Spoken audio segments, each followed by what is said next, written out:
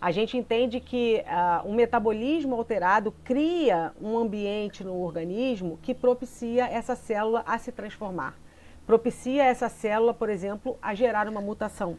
Né? Se eu tenho, é o que a gente fala, um terreno biológico ruim, eu estou mais propício a que essa célula comece a agir de forma diferente das demais. E nesse processo que ela começa a agir diferente das demais, ela é capaz de gerar todo um ambiente que desfavorece a nossa capacidade imunológica de combatê-la. Né? A gente tem células o tempo todo que estão com mutações, que estão desordenadas, e o nosso sistema imunológico enxerga, vai lá e resolve o problema. A gente está com o sistema simpático o tempo todo ativo, né? Que é o sistema da luta, da fuga, da cronicamente ativo, cronicamente inflamado, cronicamente cheio de cortisol, de adrenalina. Então a gente tem que tentar voltar com o nosso sistema parasimpático, que é o sistema do reparo, né? Do equilíbrio, de diminuir um pouco essa agitação toda, esse excesso todo.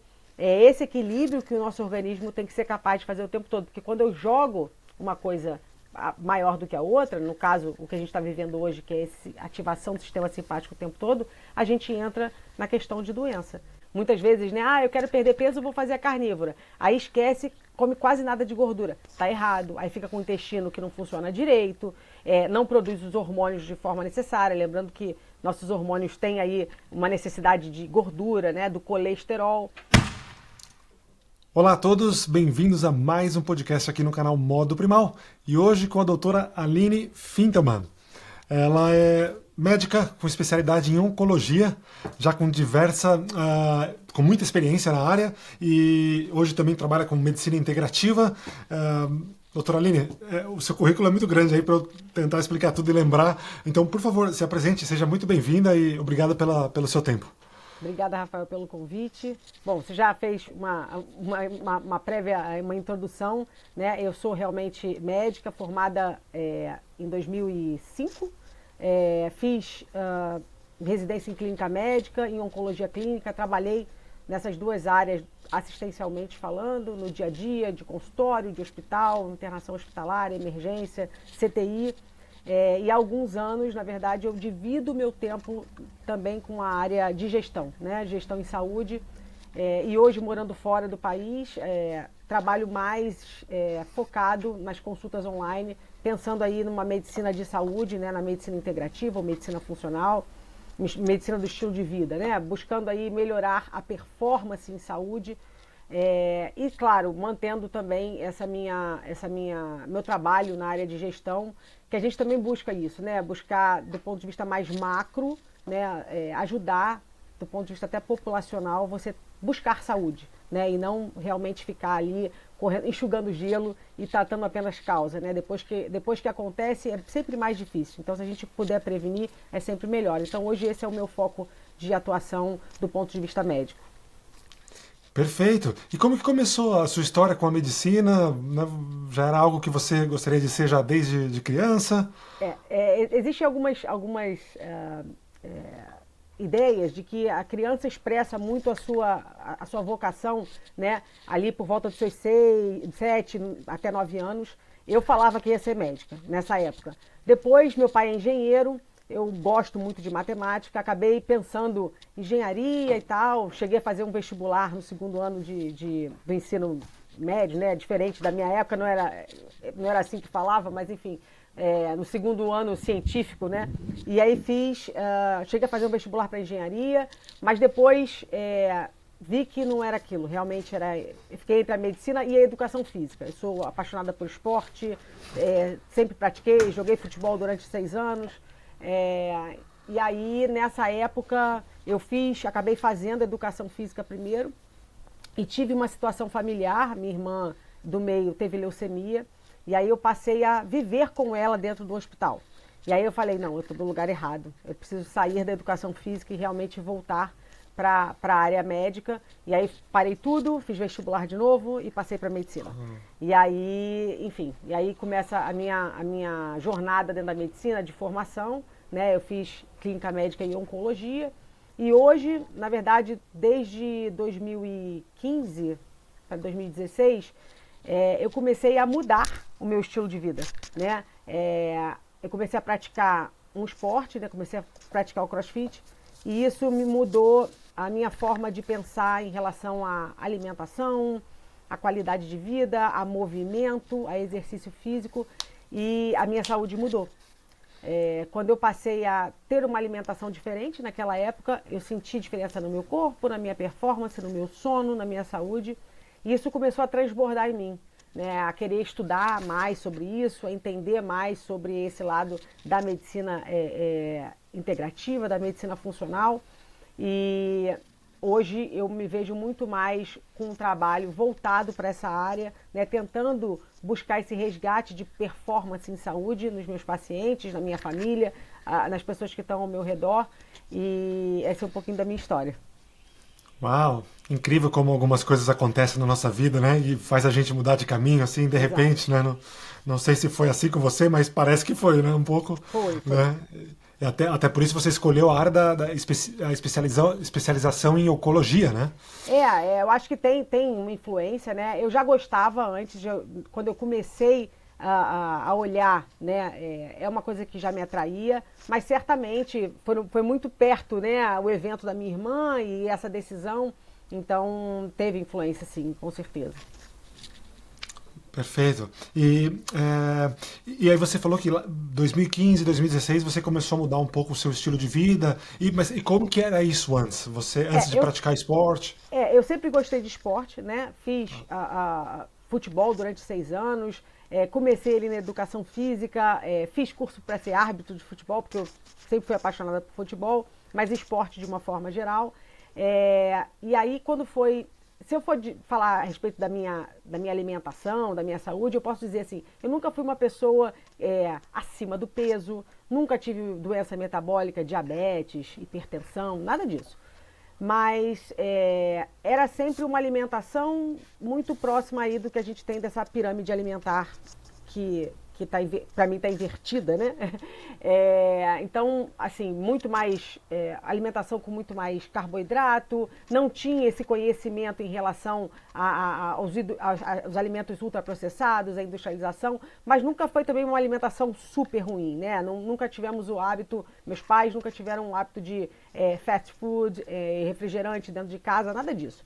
Então, não era nada, se a gente for analisar, muito ruim.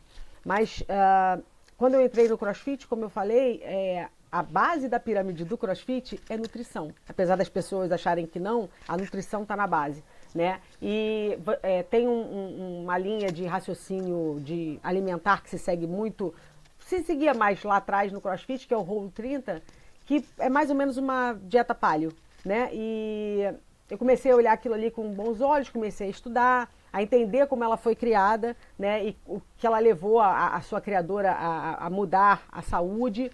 E aí eu falei, bom, vou começar aqui a limpar a minha alimentação, né, a comer muito mais alimentos fora da embalagem. Nessa época eu não comia carne vermelha, só comia peixe e frango. Desde os 13 anos era a minha base de fonte de alimentar animal. Mas eu tinha ali uma porção maior de proteína já, usando salada, legumes, frutas, enfim. Eu passei um tempo aí numa low carb e isso depois mudou para cetogênica. Estudando, eu falei, eu quero me testar nesse sentido e eu senti uma melhora muito grande na minha performance. No primeiro momento você sente mais diferença, mas depois que o corpo reaprende a usar a gordura como fonte de energia, aquilo me gerou uma sensação muito boa de performance, de melhora da minha qualidade de vida. Então, nesse meio tempo aí, foi que eu fui mudando a minha saúde, o meu sono melhorou, a minha pele melhorou, o intestino passou a funcionar melhor. E isso foi me levando cada vez mais a estudar sobre isso e começar a pensar diferente dentro do consultório, quando eu tratava meus pacientes oncológicos. E depois, né, que eu parei a área assistencial na oncologia e passei para a parte administrativa, manter esse tipo de atuação dentro das consultas que eu passei a fazer muito mais focada nessa área de medicina integrativa, de medicina funcional. Então, passa um pouco por esse processo de mudança minha, para depois trazer isso para as outras pessoas, né? Uau! Nossa, adorei a parte que você falou que começou a se interessar mais por nutrição, né? Quando você entrou no CrossFit, porque apesar de você já, né, ser apaixonada pelo esporte, já ter vivenciado muitos anos, né, antes disso no esporte, você passou a se interessar mais, né, depois do CrossFit. Né? Porque eu mesmo, na minha visão inexperiente do CrossFit, pensaria que era um esporte mais, apesar de amar esporte, sempre faço todo tipo de esporte, mas as poucas vezes que eu falei para algum amigo ou familiar que eu teria interesse em conhecer o CrossFit, já me falavam, não, cuidado, porque você vai se lesionar, é muito lesivo. Eu falava, gente, nossa, mas parece tão bacana, né? Então, legal escutar disso de você, que já junta as duas coisas. Isso é uma questão importante, assim, e hoje a gente já tem vários vídeos sendo mostrados em relação a isso, e publicações que, se a gente for comparar, por exemplo, o CrossFit com o futebol, com a musculação, e com outros esportes, a taxa de lesão é menor. É claro Sério? que quando a gente fala do CrossFit, é como você falou, as pessoas não têm noção dessa pirâmide, dessa base, tá? Eu falo isso porque, assim, como uma apaixonada pelo CrossFit, eu fui buscar, né, como ele foi criado, qual é a base dele, e é isso, assim, a base da pirâmide do CrossFit começa com a nutrição. Depois vem o levantamento de peso olímpico, o ginástico, enfim, mas as pessoas não têm essa noção. E é claro, né, Rafael, assim, começa uma busca interna de melhorar, e muitas vezes você está, às vezes, num lugar que você não tem professores que te orientem da forma adequada. Aí você quer ser melhor e bypassa steps que você precisaria seguir passo a passo para reforçar a musculatura de determinadas articulações, para proteção. E aí você vê, sim, pessoas que têm alterações no ombro, no quadril, no joelho, enfim, mas buscando um lugar que te dê todo esse suporte, você consegue fazer um treinamento bastante adequado, que tem proteção em relação a isso e que te dá um retorno de saúde muito legal, porque é uma atividade que você trabalha o corpo como um todo. E se você segue essa pirâmide que eles pregam, você está fazendo uma boa atividade física com uma boa alimentação. Que para mim, só falta mais uma coisinha aqui para ser uma base que seria o sono. Mas entendendo que se a gente come bem e se a gente se exercita, o sono já melhora bastante. E aí a gente já cria uma base de saúde que, para mim, é realmente o triângulo, né, de suporte: sono, alimentação e exercício. Nossa, muito interessante. Eu confesso que agora eu fiquei ainda mais curioso sobre o CrossFit, ainda mais, além de tudo que você falou, mas por essa base, né, da nutrição e da conexão com a dieta paleolítica, né? Porque a musculação ou muitos outros esportes, né, aeróbicos, parece que vende mais a ideia do carboidrato, né, do consumo alto de carboidrato, né? Verdade. Assim, o nosso organismo queima mais fácil esse carboidrato, né? Mas se a gente for botar na balança, ele é um substrato, né? Ele é uma alimentação que te dá menos energia por grama, né? A glicose são 4 calorias por grama e a gordura são 9, né? Então, ele te dá menos energia e ele pode ser considerado uma energia, vamos dizer assim, mais suja do que a gordura. Porém, ela é muito mais fácil de ser queimada, né? O carboidrato é mais fácil de ser queimado. E a gente nasce queimando gordura, né? O bebezinho, né? Ali a quantidade ali do leite materno é ali rica em gordura saturada. Só que vai passando o tempo, chega lá para os seus 5, 6 meses de idade, aí o médico, né, o pediatra, começa uma alimentação com fruta, né? E aí você começa a desaprender, porque o nosso organismo é muito inteligente. Se eu estou usando cada vez menos gordura, eu vou preparar e vou deixar o meu maquinário de produção de energia, minha mitocôndria, muito mais fácil de queimar e de prover energia através do carboidrato do que da gordura. Então, é aquela questão que a gente fala de se adaptar, voltar a aprender a usar a gordura como fonte de energia. E quando a gente aprende isso, quando a nossa mitocôndria volta a aprender isso, a gente sente essa energia que é muito mais limpa, que te dá muito mais energia mesmo, muito mais caloria, né? E é muito interessante quando você faz essa transição. Ninguém está dizendo que precisa ser zero carbo, não é isso que eu estou falando. Mas quando você tem essa flexibilidade metabólica, que é isso, voltar a usar a gordura como fonte de energia, você pode sim usar o carboidrato de forma estratégica, né? Então, a gente tem hoje pessoas que conseguem fazer esportes de endurance e mostram isso, né? Não é só um paper, né? Não é só um artigo, não é só um estudo. A gente consegue ver na pele hoje pessoas que mostram isso, capazes de fazer exercícios longos usando apenas a gordura como fonte de energia. Claro, se ele quer usar numa tática um pouco de carboidrato em determinados momentos, ele pode usar, mas o corpo está flexível. E hoje é um marcador de saúde, a flexibilidade metabólica, o quanto a sua mitocôndria é capaz de queimar gordura e gerar energia a partir disso. Uau!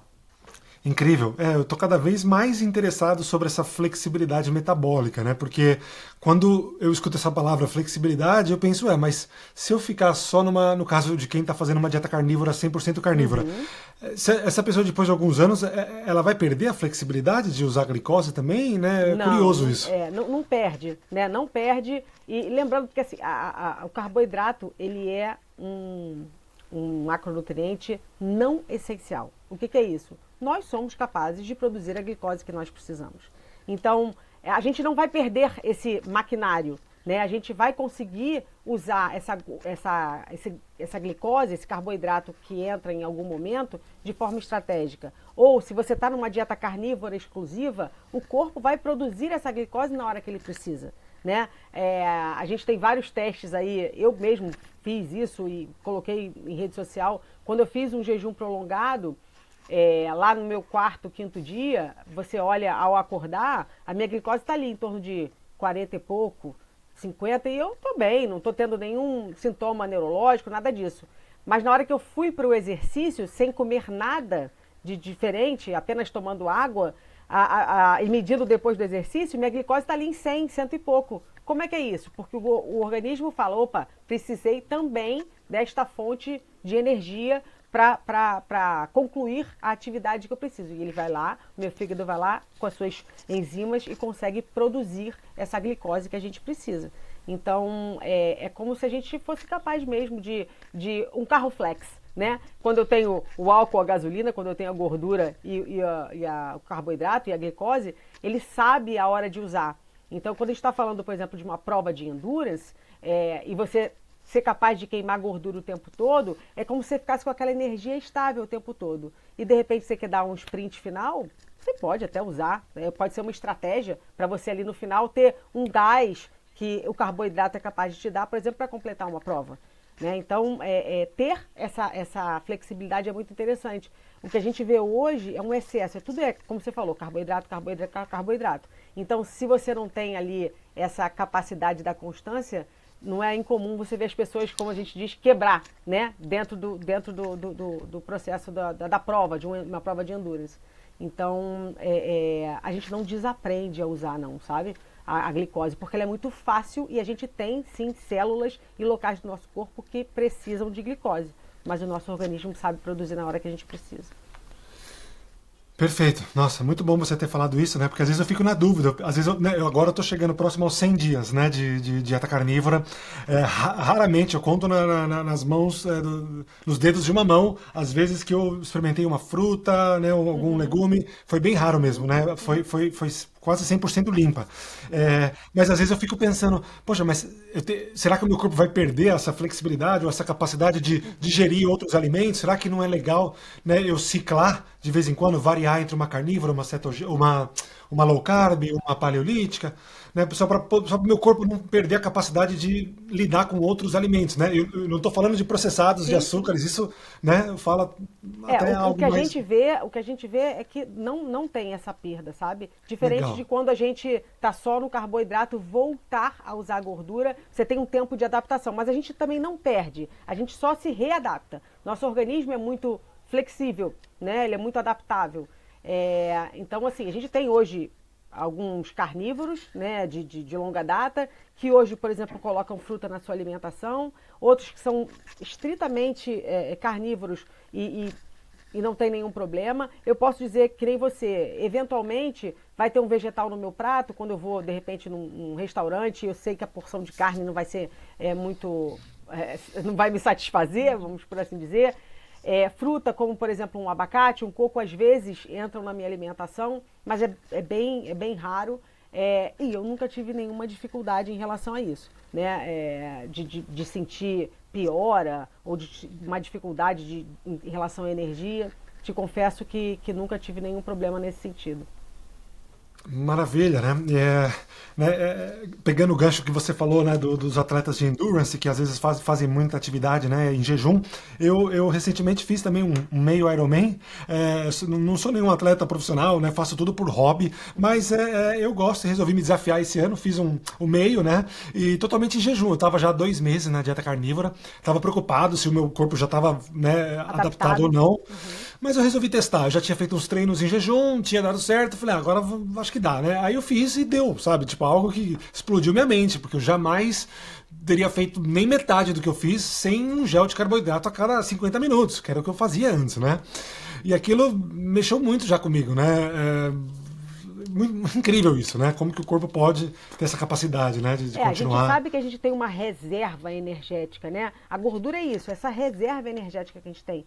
E quando a gente aprende a acessar essa reserva, a gente é capaz de fazer uma maratona como eu fiz, um meio Iron como você fez, né? Uma ultramaratona como o Alessandro Medeiros faz, né? Enfim, fez lá o Ironman em Kona também com essa proposta e fez lá 3 dias fazendo a prova. Então, assim, a gente mostra que é possível. A gente não está dizendo, até teve um comentário num post que a gente fez recente da minha live com o Antônio, e alguém falou assim, que é um absurdo você propagar essa questão da maratona em jejum. Primeiro que eu não estou propagando nada, eu estou dizendo o que eu fiz, né, que eu testei meu corpo, e estou mostrando que quando a gente tem saúde metabólica, quando a nossa mitocôndria é capaz de queimar a gordura como fonte de energia, a gente acessa aquela energia que a gente tem, que é para isso, né, que é a nossa reserva, né?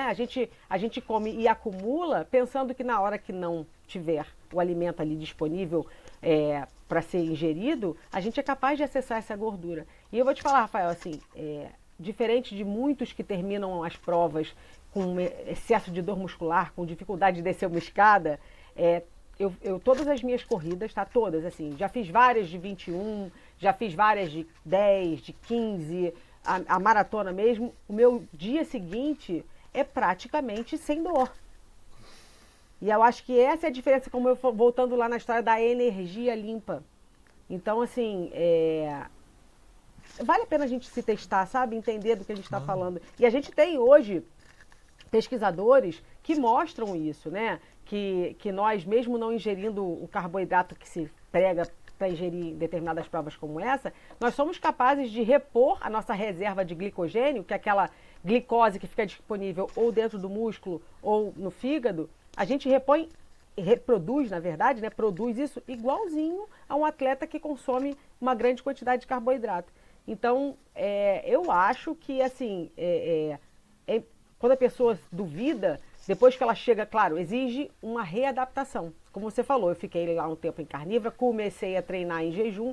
Então, é um passo a passo, né? Ninguém está dizendo aqui que alguém que come carboidrato de manhã até a noite vai no dia seguinte fazer um exercício pesado, seja ele de força ou de endurance, e zero carboidrato. Vai sentir diferença, óbvio, porque não está acostumado a usar a gordura como fonte de energia.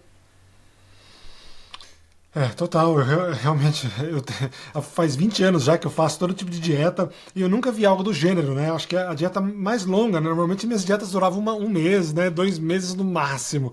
Agora já tá chegando nos 100 dias, né? Passou de 3 meses e eu não pretendo mudar mais, sabe? Já nem gosto mais de chamar de dieta, né? Mas a gente usa mais o nome popular. Né? Porque, na verdade, quando a gente fala dieta não é dieta de emagrecimento.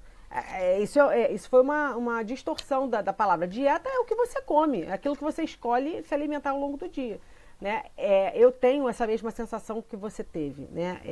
Eu não comia carne vermelha, né? Só frango e peixe, que isso foi uma coisa que me orientaram a fazer numa época baseada em uma relação da medicina chinesa para tratar um fibroadenoma de mama. E aí, isso aos 13 anos de idade. Eu fiquei até quase 41 anos sem comer a carne vermelha, nem o frango, nem o peixe, desculpa, a carne vermelha nem carne de porco. Comendo só peixe e frango e salada, legumes, verduras, enfim. Quando eu comecei a estudar, né, muito mais a parte de nutrição, eu comecei a ver o poder e os benefícios da carne vermelha. Principalmente a carne que provém de ruminantes, né? Que a gente pensa, né? O ruminante, ele tem aquelas 4 câmaras, ele é capaz de tirar do mato, do vegetal, aquilo que nós não conseguimos tirar. E ele bota isso na sua carne e nós comemos a carne. E aí eu comecei, nossa, eu estou sendo muito incongruente com o meu discurso, com aquilo que eu estou aprendendo. Então eu tenho que voltar a comer carne. Então eu comecei uma dieta carnívora inicialmente com peixe e frango, que nem é a carnívora, vamos dizer assim, tradicional, né? Fiz modificada para a minha realidade, isso em outubro de 2020. Em janeiro de 2021 eu falei, não, eu preciso voltar a comer carne vermelha. E diferente do que as pessoas dizem, come pouquinho, que você não está acostumada. Não, comi normal e estava tudo certo, funcionou super bem, meu estômago digeriu maravilhosamente bem. E aí eu fiz o inverso, né? Aí eu fiz uma Lion Diet. Eu fiz só carne vermelha durante ali uns 40 dias. E como eu falei, eu não vou voltar atrás. Assim, a sensação de bem-estar, a sensação de energia, o ganho de massa muscular, né, aos 41 anos, foi importante. E isso, então, me fez manter a dieta carnívora até hoje. E, de verdade, assim, não me vejo fazendo de forma diferente. Talvez, num momento, oscilar para uma animal-based, se eu tiver vontade de comer fruta, por exemplo, mas a base da minha alimentação, duvido que eu mude ao longo do tempo. Vai continuar sendo a carne, principalmente a carne de origem de ruminantes.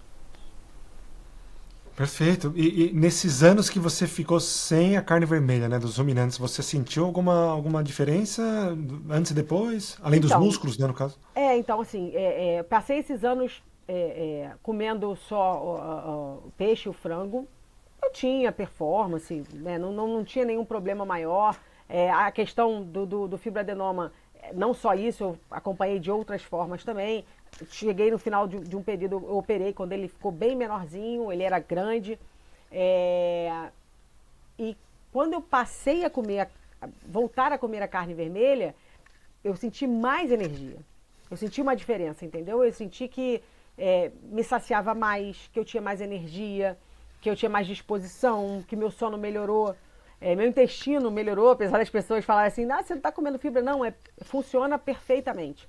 Né? Então, eu senti essa diferença. Talvez, se eu ficasse só no peixe e frango, não sei se eu ia seguir uma carnívora realmente prolongada. Né? Mas a reintrodução da carne vermelha, da carne proveniente de ruminante, me acendeu realmente uma luz de melhora, sabe? E me fez, então, manter esse estilo de vida, essa dieta até hoje. Maravilha. Então, em 2015, mais ou menos, quando você iniciou ali o CrossFit, você começou a se interessar pela paleolítica? Isso. Eu comecei ali com uma low carb, uma paleo, depois uma low carb. Depois que isso durou 1 ano e pouquinho, migrei para cetogênica. Nessa época eu tinha uma nutricionista, que hoje é minha amiga. A gente fez uma cetogênica bonitinha, assim, pesada à medida. E aí eu virei para ela e falei assim, tô entrando na carnívora. Tô entrando porque, assim, entrei, na verdade foi um desafio, eu fui seguir esse desafio e para me desafiar realmente, e fiquei. Então, em outubro de 2020, eu entro de cabeça na carnívora e sigo até hoje. Então já está indo aí para 5 anos já, né? Em outubro. Em outubro. Nossa, bastante.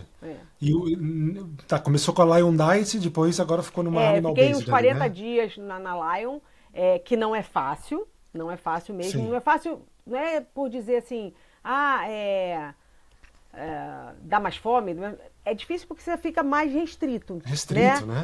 E eu gosto e acho um bom alimento o ovo, por exemplo, né? Às vezes eu me permito porque não tenho nenhum problema com laticínios. Então, o que vem derivado realmente do animal, eu consigo consumir muito bem, encaixo dentro da minha dieta e me dá uma certa flexibilidade dentro dela, a possibilidade de compor uma alimentação mais variada ao longo do dia, mas de verdade, se eu tivesse a facilidade de ter um ribeye todo dia, também comeria um ribeye todo dia sem problema nenhum.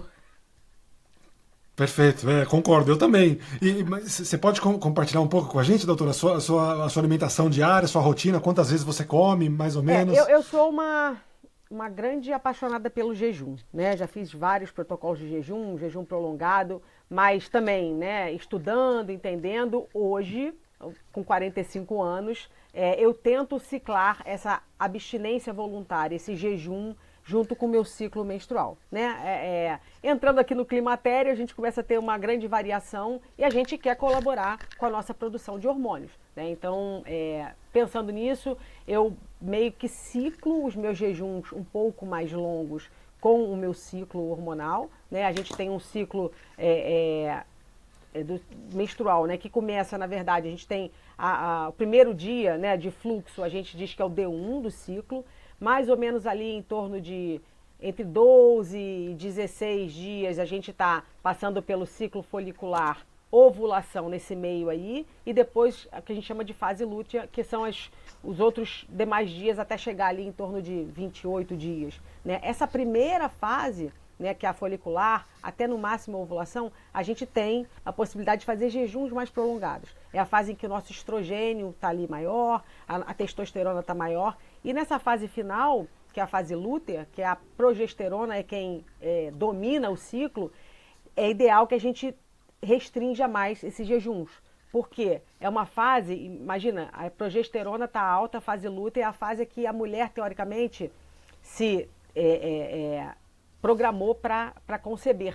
Então é uma fase que a gente precisa de mais energia, é uma fase que a gente sente mais fome, né? Aquela fase da TPM, vamos por assim dizer. E aí é uma fase que para fazer jejum é muito difícil. Mesmo para os bons jejuadores, você sente a diferença entre uma coisa e outra. Então eu, Aline, hoje tento ciclar um pouco nesse sentido, mas eu sempre, Rafael, faço pelo menos ali 14 horas de jejum, 16 horas. Hoje eu tenho uma rotina que eu sigo um pouco junto com o horário que minhas filhas chegam da escola e comem. Então eu treino, acordo, só tomo água ou café, vou normalmente para o meu treino de crossfit, que é muito cedo, eu treino às 5h30 da manhã, volto, ali por volta de 8, 9 horas eu como, e aí assim, uma carga legal de proteína. Então, o que você come dentro da carnívora? Às vezes sobrou uma carne moída do dia seguinte, é carne moída mesmo, ovo, ou às vezes, como eu falei, eu uso laticínio, um iogurte com mais uma outra fonte de proteína para dar essa carga inicial ali de pelo menos 30, 40 gramas de proteína logo de manhã. E aí depois, normalmente, eu faço mais uma refeição, que pode ser ali por volta de meio-dia, 1 hora, ou na hora que minhas filhas chegam para comer junto com elas. Então, assim, se eu for olhar numa média, eu faço 2 refeições por dia. Claro, isso não é uma regra fixa, né? Se eu tiver fome, eu vou comer. E muitas vezes acaba tendo uma refeição por dia, ou às vezes 3 refeições no dia, mas sempre eu tento manter, né, um valor ali legal de proteína diária para manutenção e para ganho de massa muscular. Isso eu também vou variando de acordo com a época, enfim, estou sentindo que eu posso ganhar mais massa, que eu desejo modificar um pouco o corpo, então eu vou ajustando isso. Não peso, não meço nada da minha dieta, eu vou muito hoje intuitivamente também pela questão da saciedade, mas é claro, não estou dizendo que todo mundo precisa trabalhar assim. Às vezes para algumas pessoas é melhor essa questão de pesar e medir, algumas pessoas precisam necessariamente, porque na carnívora é muito fácil você se ficar saciado por muito tempo e comer menos do que você precisa. E aí você vai ficar desnutrido, e aí você vai perder massa muscular, apesar de estar comendo proteína, mas está comendo de forma inadequada. Então, muitas vezes é preciso essa orientação, entender que vai dar saciedade, mas a gente precisa atingir essa meta proteica. A gordura, muitas vezes, né? Eu quero perder peso, vou fazer a carnívora. Aí esquece, come quase nada de gordura. Tá errado. Aí fica com o intestino que não funciona direito, não produz os hormônios de forma necessária. Lembrando que nossos hormônios têm aí uma necessidade de gordura, né? Do colesterol. Então, eu tento mais ou menos fazer dessa forma. Se eu for botar uma média, eu acho que eu faço no meu dia a dia. Não vou dizer aqui no Brasil de férias, não, que acaba ficando meio bagunçado, porque tem sempre um convite, ver uma pessoa ou outra, não está exatamente a minha rotina. Mas se eu for botar uma média, eu como umas 2 vezes por dia. Perfeito. E é mais ou menos como eu como também, 2 vezes por dia, acho que é a minha rotina. Raramente eu como uma vez só, se eu abusar muito na carne gorda ali, acaba que eu já não consigo mais ter fome. E raramente também eu como 3 vezes, só se eu tiver comido muito pouco nas outras refeições. E você come órgãos, caldo de ossos, essas coisas? Isso. Eu aqui no Brasil fazia mais o caldo de osso. Também tinha outras empresas bacanas com a produção, porque às vezes você tem dificuldade de fazer, às vezes é meio chato. Lá eu fiz uma única vez, mas a gente encontra fácil o caldo de osso também para consumir, então é uma coisa que eu gosto de consumir. Não só quando eu estou fazendo jejum, mas eu acho que ajuda a gente nessa reposição de eletrólitos. A gente tem ali parte de nutrientes que ajudam o nosso intestino, colágeno, que é super legal.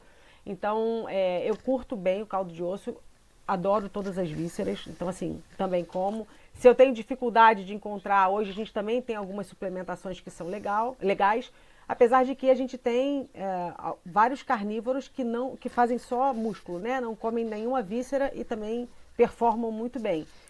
Mas eu gosto, então eu consumo, porque eu acho que assim, é rico, né? Se a gente for falar de um superalimento, desculpa, não é brócolis, é fígado, né? Então, assim, é super rico em todas as vitaminas, inclusive se a gente comer em excesso, a gente pode aumentar muito, por exemplo, a vitamina A, que a gente também não quer em excesso. Então, assim, para você ver a riqueza nutricional desse alimento, mas eu consumo, às vezes é mais difícil achar lá, né? Então, fígado é uma coisa fácil, eu consumo bastante, e às vezes moela, né? Enfim, o que eu consegui achar lá, eu como. Perfeito. Você toma algum suplemento? E eu fiquei muito em casa no último ano por conta de estudo, né? Como eu falei, eu estou validando o meu diploma lá, então isso me demandou um tempo dentro de casa grande. Então eu fiz durante o período a vitamina D, né? Porque pouca exposição ao sol, enfim. Mas não é uma coisa que eu suplemente constantemente. Como lá eu como pouco na rua, eu não suplemento ômega 3, mas aqui eu às vezes tinha que comer mais, né? Trabalho e tudo, eu fazia o ômega 3 para dar uma equilibrada entre ômega 3 e ômega 6 por conta muitas vezes da dieta fora, né? A gente às vezes não sabe o que é colocado, enfim, no preparo do restaurante, mas não é uma rotina, né, minha. E no momento é isso, assim. Magnésio. Magnésio é uma coisa que vira e mexe eu reponho, também não é de forma constante.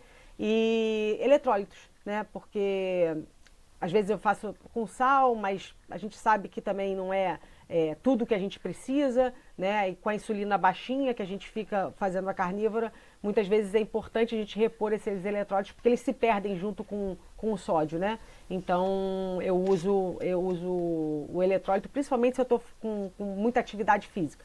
Então, por exemplo, para um endurance, para uma corrida, o eletrólito está sempre ali me acompanhando, que acaba ajudando não só nessa reposição de magnésio, que hoje a gente sabe que o nosso solo é muito pobre, né? Então, mesmo tentando através da alimentação é mais difícil, e aí tanto o caldo de osso quanto os eletrólitos acabam fazendo parte um pouco da minha rotina.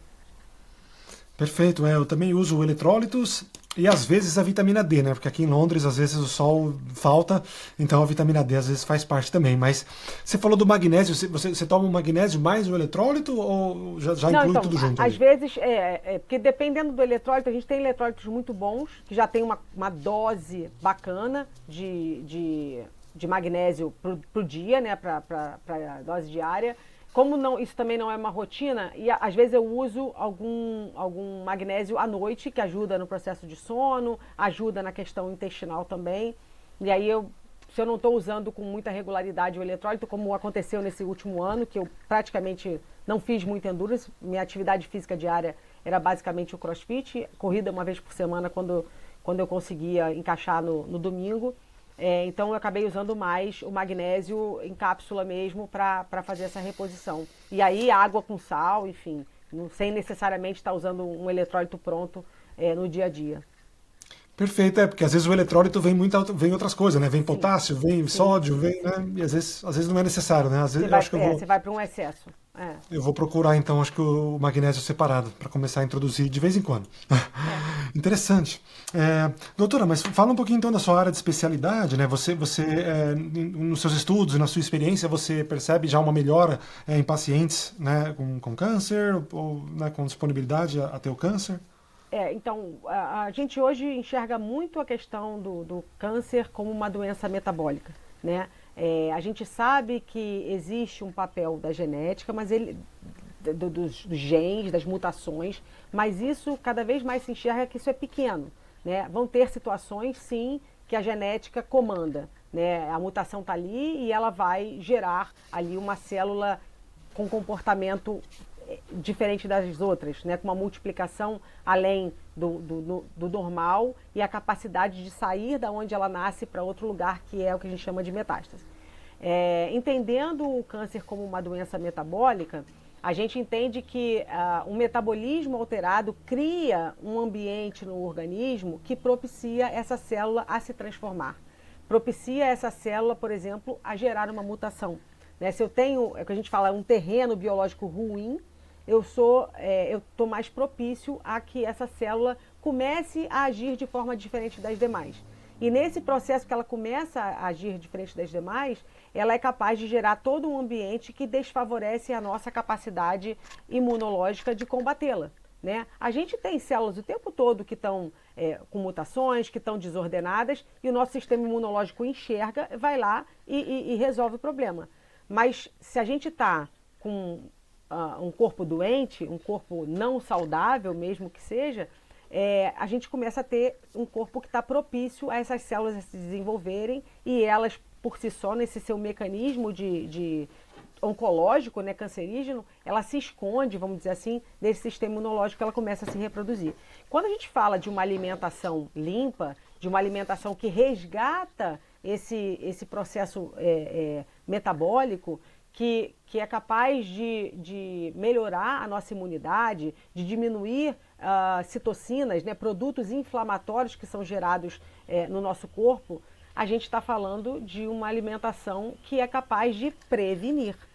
É claro que, apesar de você fazer tudo, pode acontecer, de você desenvolver, pode. Nós não somos uma ciência exata, nós somos seres humanos, né, e que muitas vezes coisas inesperadas podem acontecer. Mas o que a gente percebe é que quando a gente começa a ter uma alimentação mais saudável, atividade física regular, né, que a gente sabe que tem uma capacidade de inibir esse processo inflamatório imensa, né? A gente tem inclusive suplementos que mimetizam, né, que se comparam ao que é a atividade física, e a gente toma para tentar melhorar. Por que não investir na atividade física, né, no movimento? Então, quando a gente tem tudo isso acontecendo regularmente, com constância, a gente transforma o nosso organismo. Então, a gente vê hoje, sim, por exemplo, trabalhos, e não são trabalhos observacionais, né? São trabalhos robustos que mostram, por exemplo, que uma dieta cetogênica é capaz de ajudar no combate à doença oncológica.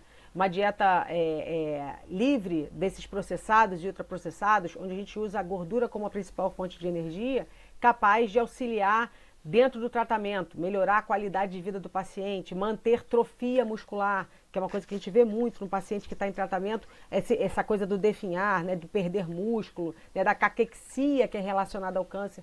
Então a gente vê hoje sim que um olhar metabólico ajuda os pacientes. Inclusive a gente tem estudo que foi apresentado ano passado, se não me engano, né, no Congresso Europeu, falando sobre o jejum. Mulheres com câncer de mama que realizaram jejum no tratamento, ou seja, começa antes, está em jejum dentro da quimioterapia e no dia seguinte com melhora de qualidade de vida, com menos náusea, vômito, enfim. Então a gente hoje consegue ver diferença nisso quando a gente trabalha todo esse processo nos pacientes.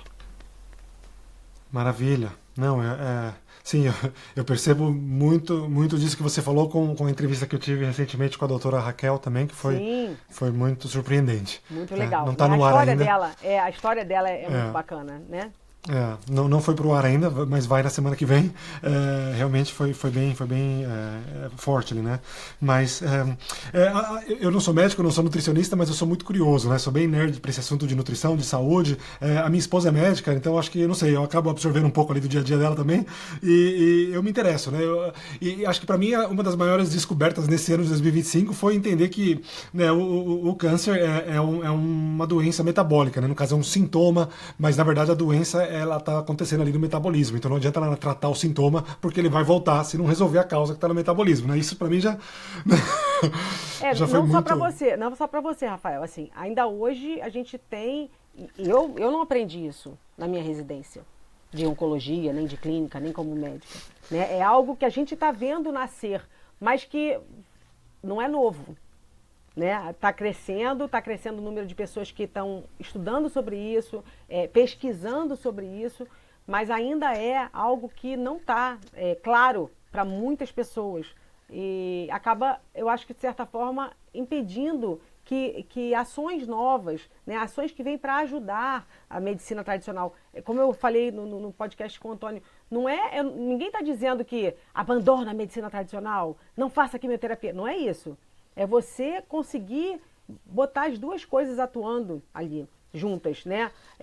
Para uma melhor resposta, para o paciente ter um melhor resultado. Né? Então, conhecer esse lado da doença oncológica, que não era dito, não era descrito, é muito importante, porque vai realmente ajudar no tratamento como um todo. Maravilha.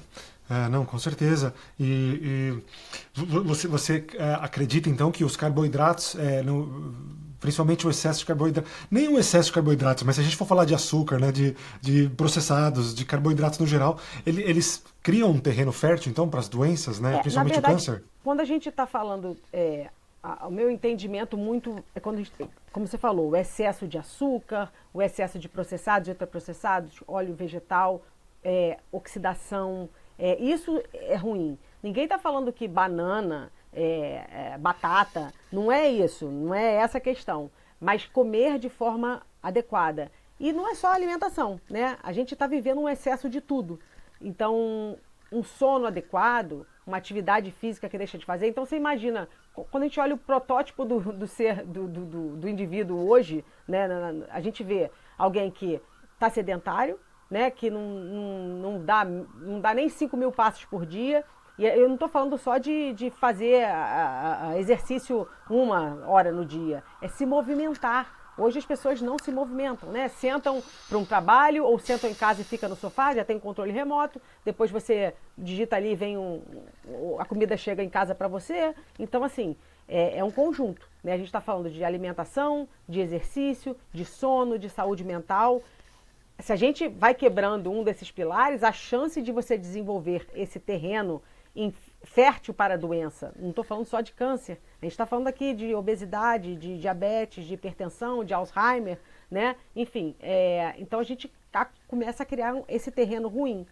E quando eu limpo a minha alimentação, já é um ponto importante. Eu já diminuo essa possibilidade de gerar esse terreno fértil para a doença. Né? Se eu associo isso a uma atividade física, mais ainda, eu diminuo a inflamação, eu aumento o movimento.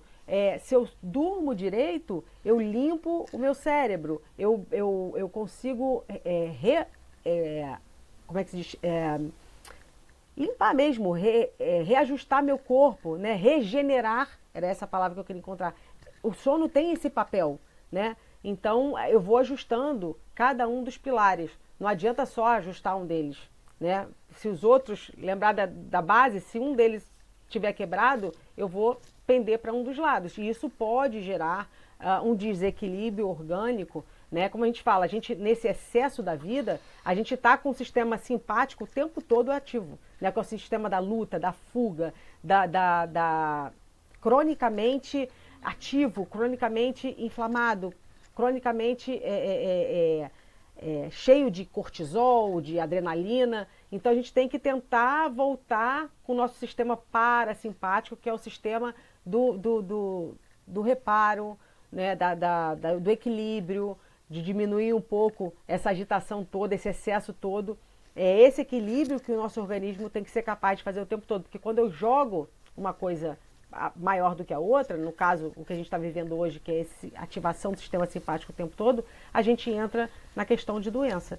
Então, uma alimentação adequada, um sono adequado, uma meditação, um hack de saúde como o gelo em determinadas situações, ou como uma sauna, ou como se religar num grounding, por exemplo, de você fazer essa troca de energia, né? A gente deixou de ter essa troca quando a gente botou um sapato no pé e asfaltou, né, as ruas. Isso tudo ajuda a gente a resgatar, a voltar com essa balança lá para um lugar de muito mais equilíbrio. Ninguém está dizendo que o sistema simpático é ruim, não. A gente precisa dele. A gente precisa dele, por exemplo, num exercício físico, agudamente, a gente vai lá, libera tudo que precisa liberar, faz uma destruição muscular, come direitinho e o músculo vai lá e cresce. Né? Agudamente, ele é interessante, mas não cronicamente ativado como a gente está vivendo hoje. Então, eu acho que é essa busca de equilíbrio que a gente tem que tentar fazer, e a alimentação é um dos pilares importantíssimos nesse processo. Perfeito. Como você mesmo disse, né? Existem muitas outras variáveis, né? Não é 100% a alimentação, porém, a alimentação ela tem um papel muito principal também aí, né? Porque ela pode afetar também o nosso sono, a nossa vontade de se exercitar, porque um corpo saudável, ele quer movimento, né? Um corpo não saudável, por uma alimentação incorreta, ele quer ficar sentado, ele quer menos movimento, né? Então acaba que além de tá separado, mas tá junto ao mesmo tempo, né? Interligado, exatamente. Eu percebo que também que cada vez mais, acho que quando mais você estuda sobre saúde, nutrição, e quanto mais você aplica, né? Porque não só estudar também, que a gente ficar só no campo da teoria, a gente acaba não vendo nada, né? Mas quanto mais você aplica e mais você vai se descobrindo e melhorando, você vai ficando cada vez mais, né, viciados ali, entre aspas, né? Para melhorar, para descobrir mais, né? Eu vejo já que, né, apesar de já estar chegando nos 100 dias, eu consegui o que eu mais queria, que era perder um pouco de peso. Confesso que eu não tinha muitas outras expectativas. Eu tinha uma eczema na mão também, que eu já estava já há uns anos, que era uma alergia também, provavelmente da comida, melhorou bastante, ainda tem um pouco, mas é algo que eu já tinha há 10 anos, então não vou esperar que em 3 meses vai resolver algo que eu tinha já há 10 anos comendo errado. 30 anos comendo errado, na verdade. Eu gosto muito de falar isso que você já expressou. Eu acho que a gente tem a informação está difundida, todo mundo tem acesso hoje. Aí você pega essa informação e traz para você gerar conhecimento. Então, puxa, descobri sobre como aconteceu comigo. Eu já estava estudando e eu falei, bom, eu vou colocar essa dieta no meu dia a dia, né? Como foi com a carnívora. Então, eu gerei conhecimento e hoje eu tenho sabedoria na minha escolha. Eu sei que funciona para mim. Será que funciona para você? Experimenta. Vê como é que funciona. Foi o que você fez. Já está chegando aí nos 100 dias, perdeu um peso que você já não tinha essa expectativa, melhorou uma condição de pele que se bobear daqui a pouquinho ela some, tá? Porque a gente tem visto isso acontecer em muitas e muitas pessoas. E aí, às vezes as pessoas perguntam, mas não é para todo mundo. Experimenta. Talvez você possa entrar para uma animal based. O mais importante de tudo é limpa a sua alimentação. Mesmo que você decida pelo veganismo, pelo vegetarianismo, o que a gente vê hoje é que seja para o lado da cetogênica, ou seja para o lado do veganismo, do vegetarianismo, tem muita coisa embalada, tem muito pacote, tem muito docinho, tem muito, né? A gente continua querendo aquele paladar que nos conforta, que nos alegra. Quando a gente vai olhar, é um pacote cheio de ingredientes que você não sabe nem dizer o que é. Eu estou falando que assim, nos Estados Unidos isso é muito comum. Você olha ali, tudo é quieto, você consegue achar. Mas quando você vai olhar, é um terror. Um terror. Então, isso não é legal. Por mais que eu faça uma dieta cetogênica suja, né? Eu nem gosto de usar essa palavra, mas é isso, assim, uma dieta cetogênica que você poderia estar fazendo baseada em carne, em gordura de origem animal, ou mesmo que fosse origem vegetal, em verduras, em legumes, né? Você poderia estar fazendo dessa forma, mas não, acaba procurando o pacote. A mesma coisa para o vegetariano e para o vegano, né? Hoje tem esses hambúrgueres que você vai pegar, que é uma sopa de letrinhas, e que você poderia estar fazendo de forma mais artesanal, homemade, que você faz com 3, 4 ingredientes, né, e não 30. Então eu acho que seja para um lado ou seja para o outro, o extremo acaba sendo uma verdade a sua verdade que está meio desregulada, né? Então eu acho que a gente tem que pensar nesse ponto de equilíbrio, e não estou dizendo aqui que todo mundo tem que ser carnívoro, não é isso, eu sempre gosto de repetir isso, mas eu acho que você pode tentar, porque pode ser que você se surpreenda. Concordo, muita gente, às vezes, a gente recebe comentário aqui, às vezes, no canal, né, no YouTube, falando que às vezes tentou por uma semana, não deu certo por diversos motivos. Não sei, ou não estava digerindo bem, ou não estava conseguindo comer, ou ganhou peso, ou perdeu peso, e aí para já e já começa a falar mal, né? Mas a gente não pode tentar resolver, né, os nossos problemas depois de 30, 40, 50, 60 anos comendo errado e tentar resolver em uma semana, um mês.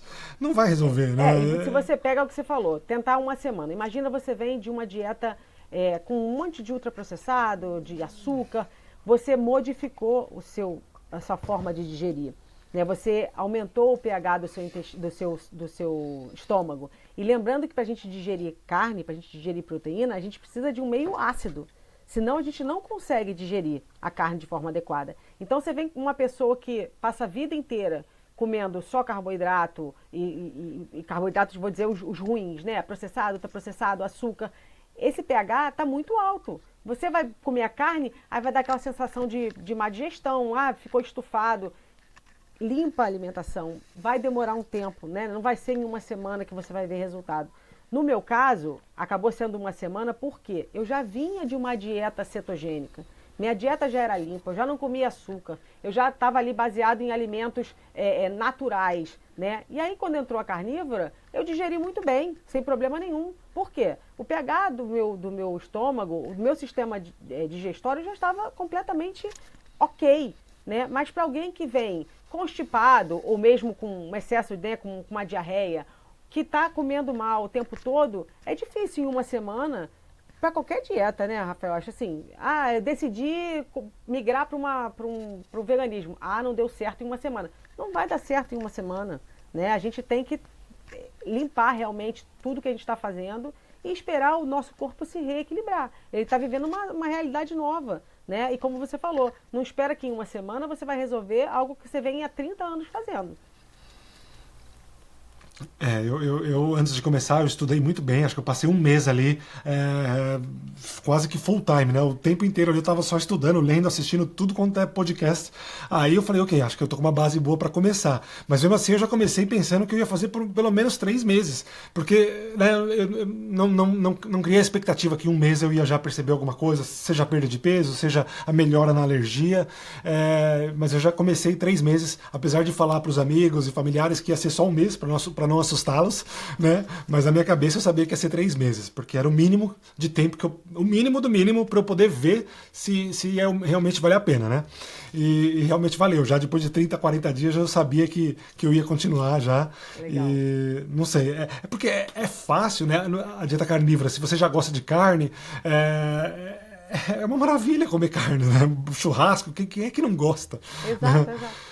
Exato, concordo com você plenamente, assim, a gente até fala assim, pegar o vegetal, aí lavar, e você pega a carne e abre ali, tá resolvido o problema, né, é muito prático, e não é também que as pessoas pensam, aqui no Brasil é impossível, ninguém tá falando que tem que comer picanha todo dia, não é isso, né, a gente tem carne de acesso barato, né, assim, que são mais baratas, eu consumo muita carne de porco, eu gosto, então assim, lá nos Estados Unidos é super barato. E uma outra coisa que aqui tem menos, lá tem muito, que é o cordeiro, né? Também é excelente, lembrar que são ruminantes também. Então assim, é um preço ótimo e é isso, eu gosto de carne, então eu vou gostar de qualquer uma, né? Não preciso comer ribeye, um T-bone, não é isso, eu vou comer carne. Então a carne moída ali que tiver, né? Eu adoro, eu acho super prático, né? A carne moída é excelente. Se tiver ali em casa já pronto, é rápido, prático, você faz um monte de combinação ali e tá tudo certo. Para mim tá ótimo. E principalmente, né, quando a pessoa começa mesmo, ela pode até achar que vai ser um pouco mais cara, porque na primeira semana ela vem já de repente ela acabou de ir pro supermercado, comprou tudo, comprou um monte de suplemento, e aí, mas depois em menos de um mês ela percebe já que ela já não precisa mais comprar suplemento. Igual, né, eu dou o meu exemplo, porque eu comprava um monte de suplemento, vitamina A, B, C, D, creatina, betalanina, whey protein, tudo, eu comprava de tudo, porque eu achava que eu, né, precisava de tudo, porque... E aí, de repente, eu já não comprava mais nenhum suplemento, então já ficou bem mais barato, aí não comprava mais, né, os vegetais, mais tudo, né? Sementes, tudo que vendem pra gente hoje, como, né, é orgânico, é isso, é aquilo, é biológico, e só pra, né, gastar mais e mais, e a carne acaba que, né, ou deu na mesma ou ficou até mais barato, depende do que você compra, né? E a outra coisa que você citou que é importante, a gente falou da questão da saciedade. Como a carne e a gordura de origem animal te sacia muito mais, a gente faz 2 refeições por dia. Perfeito. E não 3, Perfeito. e não fica com fome toda hora, e o belisquinho toda hora, e o lanchinho. Eu falo Nossa. isso e as pessoas, outro dia eu falei até com os amigos e até riram. Eu falei assim, gente, a gente não precisa lanchar. Se você comeu bem no café da manhã, no almoço e no jantar, nem né? Na verdade, você ficar com essa refeição o tempo todo é insulina, insulina, insulina, insulina o tempo inteiro, que não é o que a gente deseja, né? A gente está cada vez mais tentando deixar ela ali flat, né? Sem esses picos de glicose que não são bons pra gente. Né? Então, no final das contas, e a gente já tem várias pessoas que estão mostrando isso, né? Pegam mesmo, vão no mercado, mostram sua dieta e conseguem mostrar que no final lá do mês acabou gastando menos do que numa outra tipo de dieta. Porque se levar em conta também essas as saídas, né? Que a gente vai para cá, vai trabalhar ou vai, né, fazer alguma coisa de lazer e tá sempre querendo comer, tô com fome o tempo todo comendo, né? Aí acaba que o gasto aumenta mesmo, né? Às vezes vai viajar, o aeroporto também come no aeroporto. Né, o aeroporto agora é a oportunidade para fazer jejum, né? Oportunidade até bom, né? Eu sempre faço. O meu aeroporto é igual a jejum, ou uma água e um café. Porque assim, eu gosto de café. Né? Aí você fala assim, toma café, carnivorismo, não sei o quê. E eu posso dizer que assim, eu experimentei pra mim. Eu, Aline, adoro café. Já fiquei vários dias, vários períodos sem café, pra ver o quanto aquilo podia estar sendo ruim pra mim. E confesso que assim, tomando como eu tomo, que é até 2 horas da tarde no máximo, não fez diferença nenhuma pra mim. Não piorou meu sono ficar com café, não sinto mais agitada, mais ansiedade, né, que algumas pessoas referem. Não mudou meu padrão intestinal. Tem gente que fala assim, se eu não tomar café, eu fico mais presa. Não, o meu não mudou nada. Então, eu entendo que eu consigo não estar... É isso, acho que é aquela coisa que a gente falou, individualidade, preste atenção, vê como funciona pra você. Então, eu posso dizer que eu tirando o café... No início, eu tinha dor de cabeça quando eu tirava o café, porque o café vamos pensar, é uma toxina mesmo, né, da planta, a cafeína, né? Mas pra mim... Não se mostrou prejudicial. Então eu continuo consumindo. A hora que eu perceber que aquilo ali está me fazendo mal, certamente vai ser tirado, como eu tirei outras coisas da minha vida, por exemplo, como o glúten. Né? A primeira coisa que saiu da minha vida quando eu migrei lá para low carb foi tirar o glúten. E foi assim, meio mágico, sabe? Mudou meu padrão de intestino, as dores articulares que eu tinha sumiram. Eu era uma pessoa que tinha enxaqueca crônica. Todo mês eu tinha enxaqueca desde a infância. Pelo menos 1 a 2 episódios por mês. Desde que eu parei com o glúten, desde que eu passei por uma dieta low carb, eu nunca mais tive enxaqueca. Então são mais de 9 anos sem enxaqueca, graças a Deus. Então assim, acho que a gente tem que experimentar realmente. Né? Tem que entender como é que funciona pra gente. Nossa, foi legal você ter mencionado isso também da enxaqueca, né, e da conexão com o glúten. Recentemente eu li um livro chamado Brain Grain, né, não sei se você já viu, né? Já li, sensacional. Não sei se tem no Brasil, acho que seria cérebro de grão, né? Mas, nossa, vale a pena, porque ele fala muito, né, do grão, da relação do grão, principalmente do glúten, com enxaquecas, dores de cabeça, demência, Alzheimer, tudo, né? Depressão, e, nossa, migraines, né? Que eu esqueci agora o nome em português. É a enxaqueca mesmo. Realmente, é assustador, né? E o neurologista que gastou 4 décadas estudando a conexão do carboidrato, do grão e do glúten, né? Com a nossa saúde cerebral, né? Então, não tem nem como comer glúten ou voltar, né? E ele fala que não é só o glúten, né? Porque a indústria, né? Como a gente falou agora há pouco, vai sempre encontrar maneiras de te vender o produto, seja ele o gluten free, né? Que também tá com outro tipo de grão ali, pior ainda, seja soja, seja o milho, né? Ou o free, o zero cal, o zero álcool, mas está sempre ali consumindo a mesma coisa ainda, só tá encontrando formas ali de continuar vendendo pra gente. Sim, sim. É complicado. Não, maravilha. Doutora, você abriu muito a minha cabeça aqui para tudo. Eu queria te perguntar uma coisa, que a gente recebe muita pergunta aqui Claro. no canal. Às vezes a gente, né, uma pessoa comentou, teve um outro podcast que a gente fez com uma médica que teve um tumor também, né, um câncer, e ela falou que começou a comer carne, começou de uma dieta carnívora, e aí teve uns 2 comentários, né? Tipo, nossa, como é que pode? Você teve tumor e você come carne? Mas a maioria dos oncologistas proíbem, né, a carne. Aí eu anotei isso, né? A maioria proíbe. A gente, assim, mecanisticamente falando, né, a gente vê que a carne pode aumentar o índice de IGF-1. O que é isso? É uma molécula que é parecida com a insulina, né, e que tem um poder anabólico, um poder de construção, de crescimento. Então, existe um pouco esse pensamento. Se eu estou comendo um determinado alimento que gera esse aumento dessa molécula, então eu estou propiciando um crescimento de uma, né? É como se eu estivesse injetando ali alguma coisa que poderia estar alimentando essa célula. Mas todos os trabalhos que a gente tem, que falam, trabalhos sérios, novamente, não são estudos observacionais, trabalhos que usam estudos que a gente chama de randomizados, né, que cegam, né, que a gente fala o investigador, né, que você tem proporcionalidade igual entre os grupos que estão sendo analisados em termos de idade, sexo, tipo de alimento. Então você tem um estudo que a gente consegue olhar causa e efeito, que os estudos observacionais não são feitos para isso, né? Então a gente tem estudos que mostram que a carne não é a causadora de câncer. Não aumenta, não é a carne que aumenta o índice de câncer. Assim como também tem uns em relação a manter a carne durante o tratamento, que também não se mostraram ter pior desfecho, né? A gente até tem, né? Eu gosto de falar isso porque existem situações, quando a gente olha do ponto de vista do olhar metabólico, que a gente pede para evitar carne, tá? Isso existe sim, mas é individual.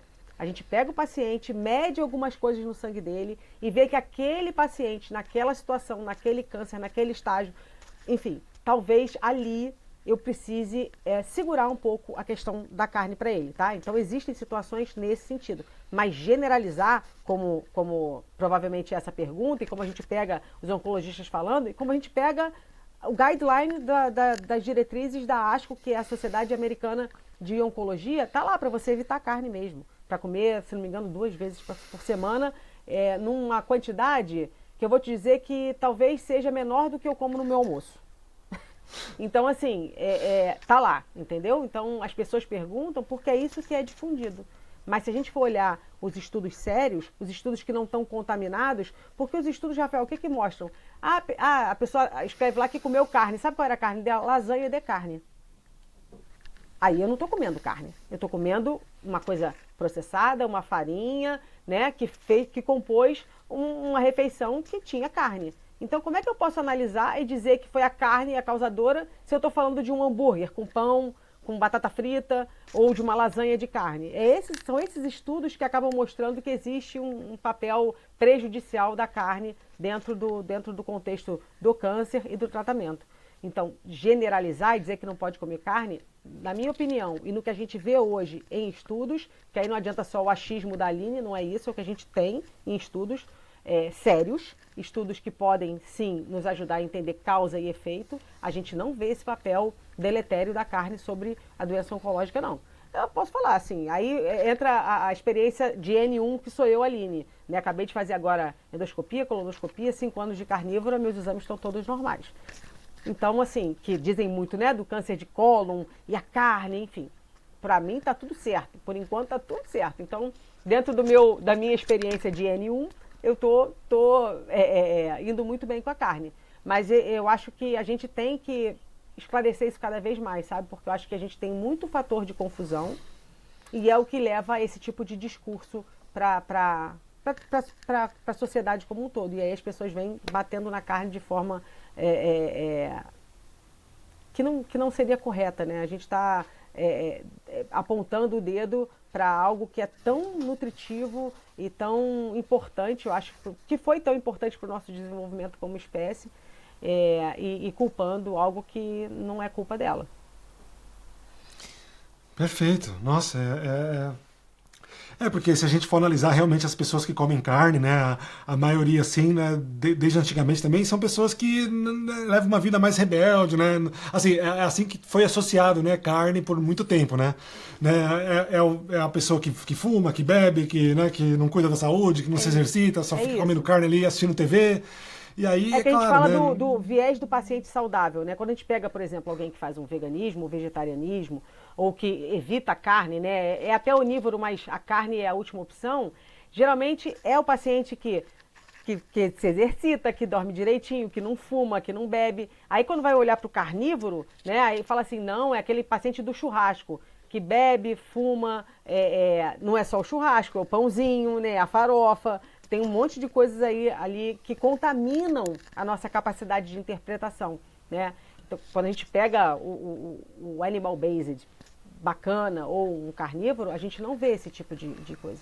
Então, é isso que esse fator de confusão que eu acho que vem trazer essa nuvem, né, no que tange, né, no conhecimento sobre a carne e a geração de doenças. Não estou falando novamente só sobre o câncer.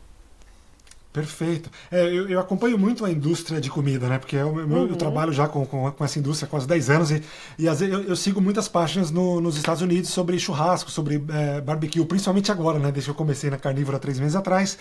E eu vejo a quantidade de gente fazendo receitas com carne e cheias de molho, de aqueles barbecue sauce, de melado, de geleia. Gente, eu falo, nossa, mas é tão simples, a carne ela é tão gostosa, uma carne, né, com um salzinho ali já tá de bom tamanho, não precisa colocar um monte de coisa, sabe?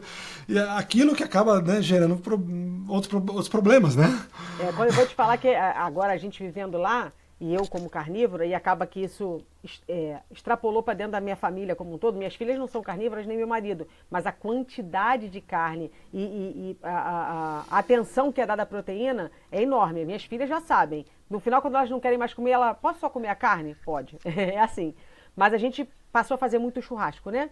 E para americanos que estão próximos da gente. A picanha, por exemplo, né? Lá eles não dão muito valor, não. E a gente adora. Então, assim, a gente faz. É sal, ponto. Eles acham aquilo uma maravilha.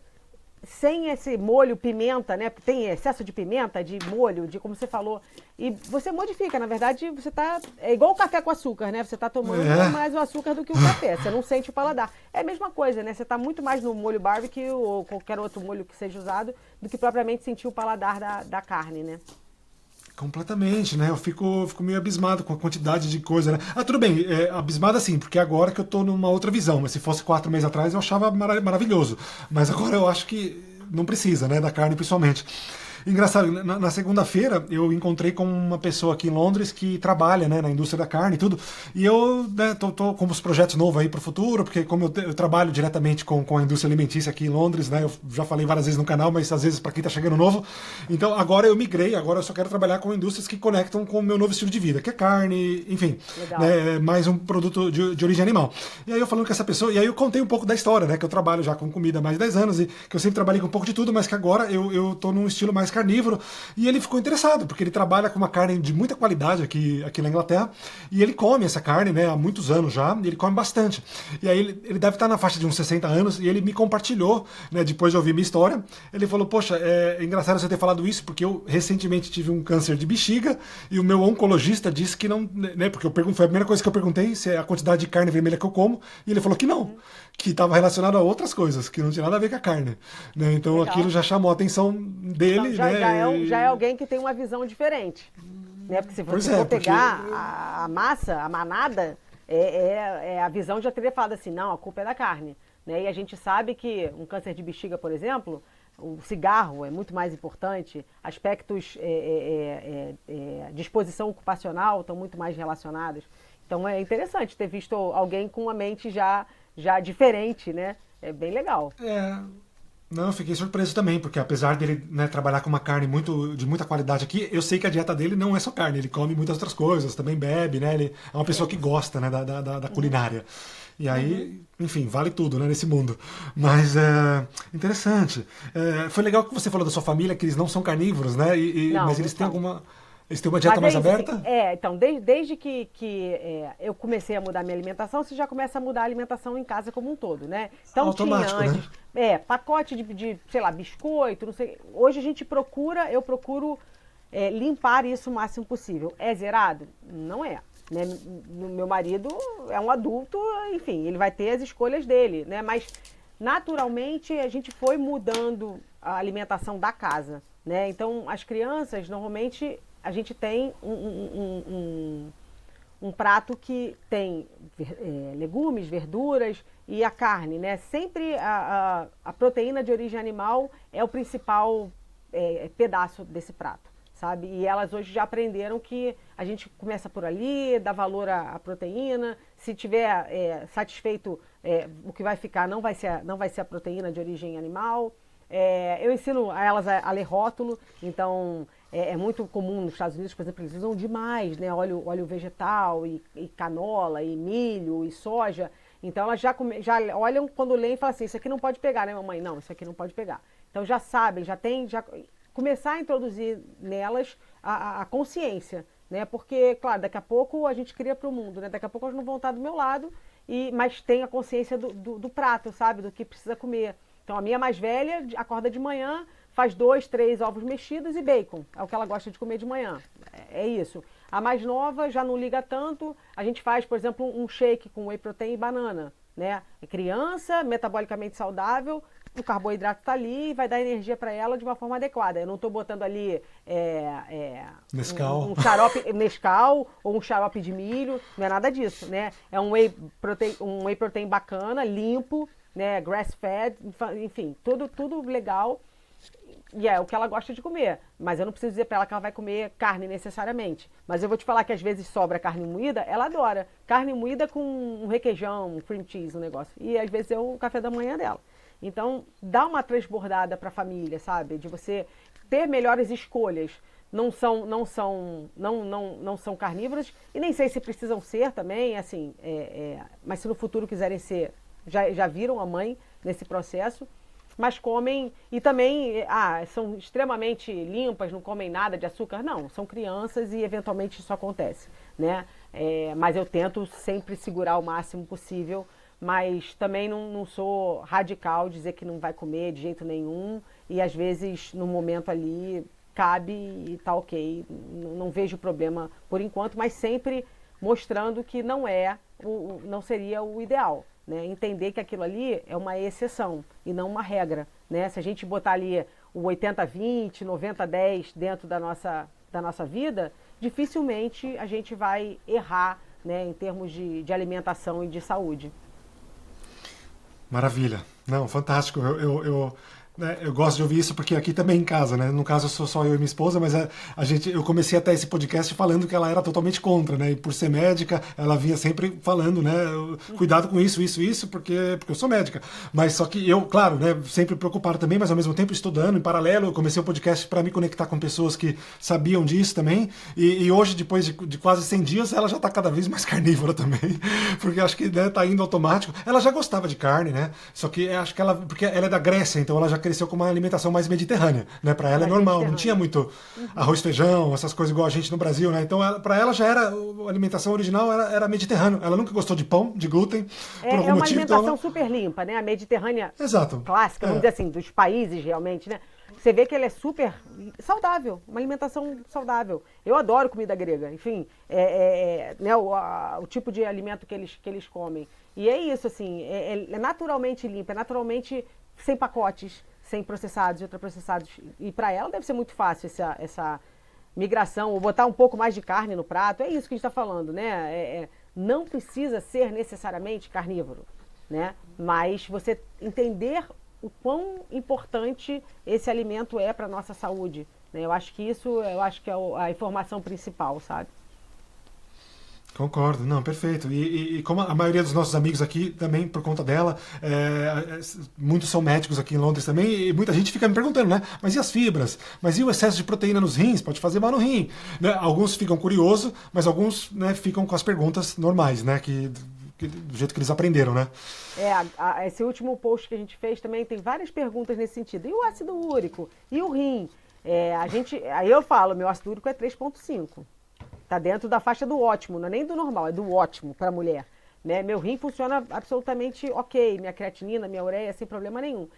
A gente tem, né, o José Neto, que é urologista, desculpa, nefrologista, e ele fala muito sobre isso, né? Ele tem vários vídeos que mostram isso, né? É claro que se a gente já tem um rim destruído, um rim que já está ali no seu estágio 3, 4 de disfunção, esse rim, essa pessoa vai precisar ter um controle maior da proteína, da quantidade de proteína ingerida.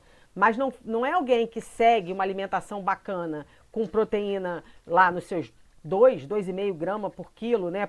Pensando em ganho de massa muscular, mas que come bem, né? Que não tem excesso de açúcar, que não tem excesso de picos de insulina, o rim vai continuar funcionando maravilhosamente bem. Esse não é o problema, né? A atenção é quando ele já está ruim, coitado. Já sofreu durante esse tempo todo sendo exposto à alimentação ruim. Mas na hora que, num rim saudável, essa proteína não vai ser o problema. E ele fala muito bem sobre isso. Ele tem vários vídeos. Está aí também uma pessoa bacana, se você quiser conversar sobre esse aspecto, sobre a parte da carnívora ou de proteínas e a saúde renal, é alguém que vai ser super esclarecedor, que faz hoje uma low carb e que é super conhecedor de medicina baseada em evidência, então vai trazer realmente coisas muito bacanas pro teu canal. Qual que é o nome dele de novo? Desculpa. José Neto. José Neto, tá, bacana. Você falou dos seus exames, né? Além de tudo que você falou, deu normal, tipo a B12, a ferritina, super normal. Colesterol, eu não tenho, meus marcadores de inflamação são todos baixos, né? Então, PCR, ferritina, todos dentro da normalidade, né? Normalidade que eu digo não é dentro do valor de referência, não. É valores bons, né? Que ainda tem isso que é importante. Tem isso, né? Minha B12 é boa. Eu tenho um perfil de hiperrespondedor em relação ao colesterol. Então, meu colesterol é mais pro alto, mas com uma qualidade muito boa. Né? Eu tenho triglicerídeos baixos, HDL alto, eu tenho uma ApoB, uma relação ApoB-ApoA bacana. Então, assim, a qualidade do meu colesterol é legal. Meu score de cálcio é 0. Então, assim, né, quando a gente avalia a parte coronária, enfim.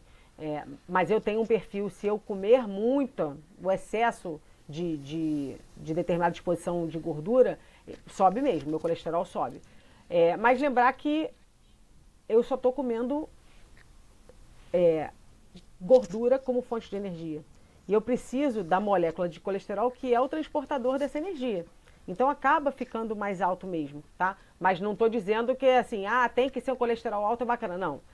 A gente tem que entender qual é a qualidade desse colesterol. Porque também um colesterol alto, todo inflamado, né, com perfil de qualidade ruim, oxidado, não, esse colesterol alto faz mal. Né? Então, individualizar essa questão, principalmente do colesterol. Né? Vai além de LDL, né? Vai além disso. Então, a gente foca muito nessa questão do LDL, mas vai muito além disso. Lembrando que nos critérios de síndrome metabólica, o LDL nem entra. Né? O que a gente avalia é triglicerídeo e HDL. Então, assim, é importante entender o todo no colesterol. E hoje a gente tem alguns exames que nos ajudam nesse sentido. Né? Você pode fazer as relações, que é uma medida indireta, mas você tem exames que avaliam realmente as moléculas de colesterol, tamanho, né, densidade, e isso é bacana. Então a gente já tem cardiologistas que também têm esse olhar diferente hoje, que não vão sair tacando estatina à torto e à direito, entender se aquele paciente precisa mesmo ou não reduzir aquele colesterol, né? Lembrando que a curva do colesterol em relação a danos, né, a mortalidade, enfim, a eventos cardiovasculares, ele é uma curva em J. Então, assim, não é bom ter muito baixo também, assim como não é bom ter muito alto. Existe ali um valor ideal que na minha visão, não é exatamente esse valor que estão tentando pregar, né? Estão quase querendo zerar o LDL. Mas é tão importante, né? O colesterol é muito importante para a gente. Né? O colesterol está ali, é composição de vitamina, é composição de hormônio. Como é que você vai zerar isso, né? Então, é legal a gente ter essa avaliação individualizada, entender como é que é, não é só um número. A gente tem que entender o corpo como um todo, né? Um corpo inflamado com um colesterol alto e oxidado realmente é uma combinação ruim, né? Mas se a gente está falando de um corpo desinflamado, né, que tem um colesterol que pode estar um pouco mais alto do que os valores de referência que se dá, mas a qualidade desse colesterol é boa, não é isso que vai ser o problema. Fantástico, doutora, muito bom. Isso é bom demais. É legal que você mencionou que, né, que você está comparando com exames não tradicionais, né, não com as medidas tradicionais, né, que foram colocadas para a gente com pessoas que têm uma dieta normal, ricas em carboidratos. Né? Mas você mesmo acompanha os seus exames ou você tem alguém que te acompanha? Eu mesmo acompanho meus exames. Eventualmente, claro, quando eu tenho alguma dúvida, alguma coisa do especialista, eu recorro a especialistas que têm uma visão, obviamente, parecida com a minha, né? Mas hoje em dia eu que acompanho, né? A minha nutricionista virou só minha amiga, porque acabou que eu mesmo vou fazendo essa questão da carnívora. Até teve um seguidor que me mandou uma mensagem: você tem alguém para prescrever a sua dieta? Falei, hoje eu não tenho. Hoje eu realmente, 5 anos depois, né, eu entendo e trabalho junto com a minha saciedade, com as minhas necessidades. Mas às vezes alguém que está começando pode ter essa necessidade, como a gente falou. Imagina, você entra numa carnívora, aí você fica super saciado com uma refeição no dia, não come mais nada. Você pode estar com um déficit de proteína, você pode estar comendo ainda pouca gordura para o que você precisa. Então, às vezes, num primeiro momento, as pessoas precisam de alguma orientação profissional, de um bom nutricionista que entenda sobre uma dieta animal-based, que não adianta procurar alguém que defende o veganismo, que vai dar ruim, né? Então, assim, algumas pessoas precisam desse norte, né? Do pesar e medir comida. Não é o meu caso hoje em dia, mas também acho que é ok se você precisar desse acompanhamento. Assim como o acompanhamento médico, de exames, né? A parte de colesterol, a parte metabólica, bioquímica, enfim, tudo isso. Maravilha, não, e é por isso até que a gente faz esse podcast também, para poder, né, abrir a cabeça de muitas pessoas e para que as pessoas também que têm interesse nessa dieta, ou que já fazem há alguns anos, possam, né, se conectar e conhecer doutores, como a doutora Alina aqui, né, que tem experiência nesse assunto, porque não tem como você querer, né, levar os exames ali depois de um tempo na dieta carnívora para um médico normal, que ele vai te dar estatina ou ele vai falar para você fugir dessa dieta aí que você vai morrer, né? Enfim, mas às vezes, Rafael, a gente tem que fazer uns ajustes, mesmo numa carnívora, sabe? Claro. Você tem pessoas que vão ter, por exemplo, eu não demonizo de forma nenhuma a gordura saturada, tá? Mas que tem uma resposta diferente em relação à gordura saturada. Então, às vezes, você tem que fazer pequenos ajustes, né? E isso é real. Principalmente no primeiro momento, que você ainda está com o corpo inflamado, você ainda está num processo de mudança. Aí você vê, por exemplo, um colesterol que sobe loucamente, com uma qualidade ruim, você tem que fazer um ajuste ali, né? Então é importante esse acompanhamento e de outras coisas também, por exemplo, como a parte da tireoide. Muitas vezes você vê a pessoa que entra numa carnívora, que diminui muito, faz pouco consumo de energia que deveria, ou faz jejum demais, a gente vê essas alterações nos hormônios tiroidianos. É importante acompanhar isso também, né, para não ter depois sintomas relacionados a um hipotiroidismo, enfim. Mas precisa do conhecimento, precisa do acompanhamento. Não estou dizendo que todo mundo precise, mas é interessante, pelo menos, para você fazer aquele ajuste inicial, entender como as coisas estão acontecendo, para você ver se está funcionando para você ou não. Claro, perfeito. Não, eu lembro também de um podcast que eu fiz com uma médica dermatologista, a doutora Noemi. Ela falou que a dieta carnívora, ela revela os problemas que a gente já criou durante a vida toda, né? Mas não é que a dieta carnívora está te fazendo mal, você já se fez mal já durante todos os anos comendo errado. Exato. E aí, é muito engraçado. Eu falei para minha tia, né? Tem uma tia no Brasil que ela gosta muito de saúde, de nutrição, de exercício. E aí eu falei para ela que eu estava fazendo, ela se interessou e começou a fazer. E aí ela tá com 58 anos, então depois de 37 dias ela ficou preocupada, que ela faz exame a cada de 3 meses, e aí acho que aumentou um pouquinho, acho que a B12 dela subiu bastante, acho que foi para... Sobe bem, É normal, né? Uhum. Acho que a dela subiu de 700 para 2.000. Ainda mais se ela tá absorvendo bem, né? Se o intestino sobe mesmo. 2.000, né? É um valor alto, mas que está sendo natural da alimentação dela. É diferente da gente dizer, tá 2.000, alguém que está suplementando B12, né? Agora, vale sempre olhar como é que está funcionando o intestino dela, né? Porque às vezes a gente tem ali uma microbiota que pode estar aumentando essa B12, né? Agora, os valores de B12 bons normalmente estão ali em torno realmente de 900, 1.000, pensando principalmente na questão neurológica, né? Mas não é incomum você ver pessoas que começam uma animal based ou uma carnívora e a B12 dá uma subida mesmo. Perfeito. E ela é uma pessoa que acho que a vida toda dela, ela meio que... Ela teve esse negócio de colesterol alto, né? Tipo, mais facilidade para ter um colesterol alto, independente da dieta. E aí, obviamente, numa carnívora pura, onde ela estava comendo só carne e gordura, acho que o LDL dela subiu um pouquinho também, né? Que acho que era... Deixa eu ver, eu até tenho aqui anotado, o LDL era 180, foi para 234. E o HDL 65, não mexeu, e o triglicerídeos dela era 60 e foi para 94. E aí ela ficou meio, poxa, mexeu muita coisa aqui, né? Tô preocupada, acho que eu vou parar. Aí eu falei, não, tia, mas não é assim, né? Enfim, acho que ela tá tendo uma... É o tipo de situação, né? Por exemplo, a gente espera que esse triglicerídeo fosse mais baixo, no caso dela, né?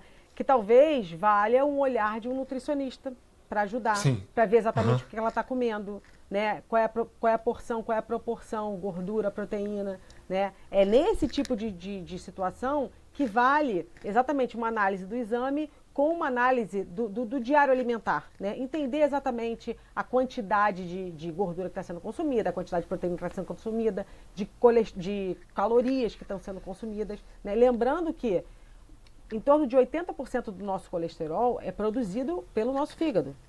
Não é da alimentação. A menor parte vem da alimentação. Então, entender como é que está funcionando essa alimentação e o dia a dia e a saúde como um todo, para a gente poder fazer ajuste caso seja necessário em relação à dieta dela, né? E a gente vê isso, tá? Acontece alterações de exame que são um pouco diferentes do que a gente espera. Opa, vamos entender então o que está acontecendo. Como é que está, a que horas come, o que come, a quantidade, e outros aspectos de saúde também. Como é que o intestino está funcionando, né? Como é que está o sono. Tudo isso entra no contexto da avaliação e de um ajuste. Então a gente tem nutricionistas hoje muito bons com esse olhar, né? Que podem ajudar nesse processo. E muitas vezes, às vezes você vai ter que dar uma alteradinha na dieta para reajustar esses exames. Então, novamente, carnívoro é muito bom, mas talvez para algumas pessoas precise de um ajuste individualizado e talvez migrar para uma animal based, fracionar mais a alimentação ao longo do dia. Então tem várias questões que precisam ser analisadas para buscar um exame de sangue legal. Mas sempre eu gosto muito de pensar também na parte clínica, né? A clínica é soberana. Está se sentindo bem, está com uma disposição, o sono melhorou, o intestino está funcionando bem. Calma, vamos dar um tempo de ver como é que esse exame de sangue vai evoluir, porque clinicamente a pessoa está performando, né? Então...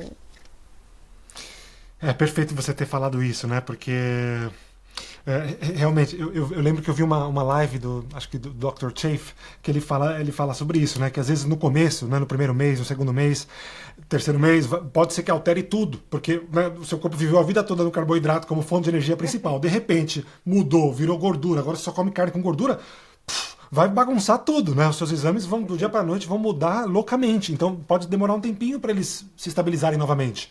Então, para não ficar extremamente, né, obviamente, né, ter uma consulta, ter um acompanhamento seria maravilhoso, mas também não fique paranoico, porque isso pode estabilizar com o tempo, né? Mas Concordo. Isso é muito bom. E você teve alguma experiência diferente assim no começo, tipo nos primeiros meses? Porque você já está há muito tempo, né? Então...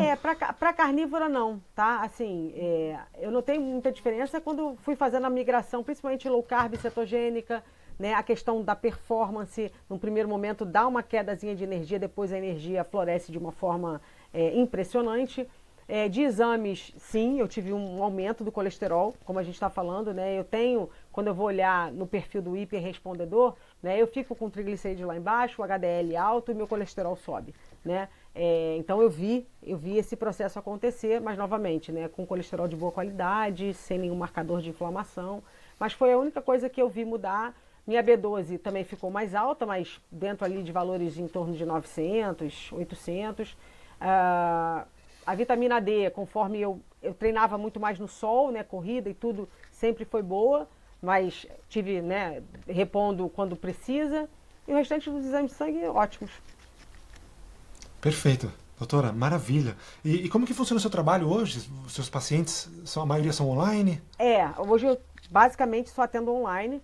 Agora, pretendo, vamos ver como é que vai evoluir aí a minha validação do meu diploma lá nos Estados Unidos. Aí devo conseguir já ter um atendimento presencial mais lá, mas vou manter de forma coordenada, né, o atendimento online.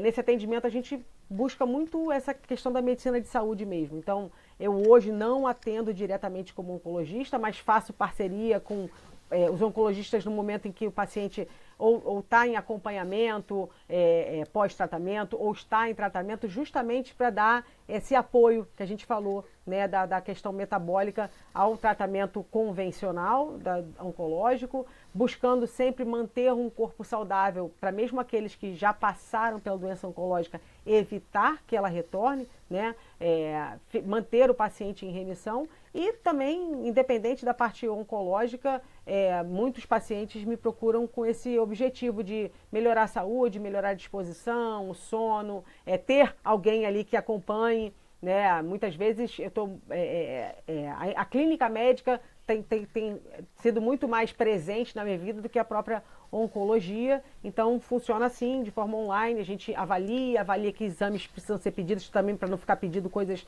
aleatoriamente, que como uma gestora em saúde eu entendo que a gente às vezes extrapola, né? Faz isso, faz aquilo e não vão dar resultado nenhum para a gente. Então é importante a gente entender exatamente o que o paciente precisa para ser pedido, e é um acompanhamento muito de perto, né? Sou eu mesmo que atendo, que converso com os pacientes.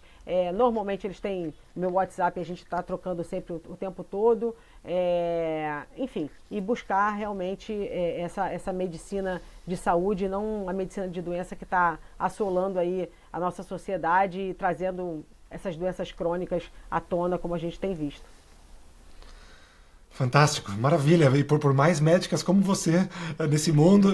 Doutora, como é que o pessoal faz para te encontrar, então? No meu perfil do Instagram, doutora.alinefinterman, tem lá, tem um link na bio, onde tem um telefone com acesso direto.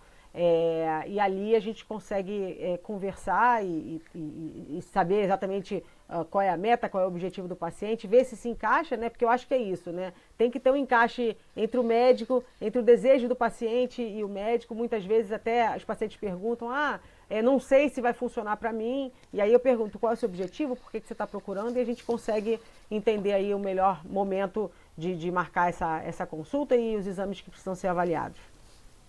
Perfeito.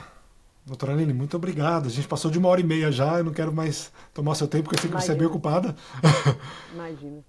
Eu que agradeço, foi um prazer poder conversar, falar sobre a dieta carnívora, falar sobre saúde. Eu acho que a gente tem que ter mais isso, né? E repito, ninguém aqui está pregando necessariamente, a gente está pregando buscar saúde, pregando buscar uma alimentação mais limpa e conjugar isso com movimento, com saúde mental, com sono adequado, para buscar aí esse movimento de saúde que a gente precisa.